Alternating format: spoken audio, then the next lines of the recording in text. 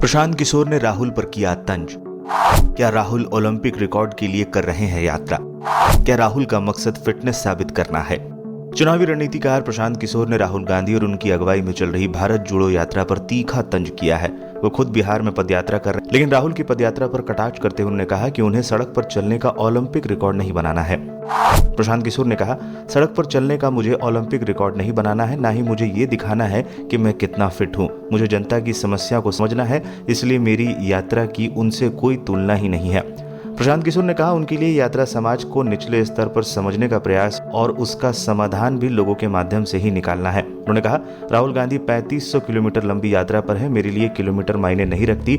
मैं अक्टूबर से बिना रुके चल रहा हूँ, लेकिन मैं इसे अपनी शारीरिक फिटनेस के सबूत के रूप में नहीं दिखाना चाहता।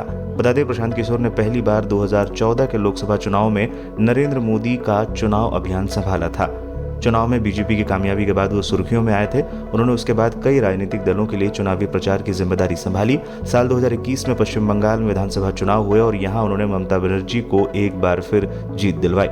प्रशांत किशोर की संस्था आईपैक ने नीतीश कुमार, उद्धव ठाकरे, MK स्टालिन, अरविंद केजरीवाल, अमरिंदर सिंह, जगन मोहन रेड्डी और के चंद्रशेखर राव जैसे कई नेताओं के साथ काम किया है। प्रशांत किशोर के कांग्रेस में शामिल होने की चर्चा जोरों पर थी। उन्होंने राहुल गांधी और प्रियंका गांधी से मुलाकात भी की थी, लेकिन उनकी बात नहीं बनी और उन्होंने कांग्रेस में शामिल होने का इरादा छोड़ दिया। वो उसके बाद कांग्रेस के आलोचक बन गए।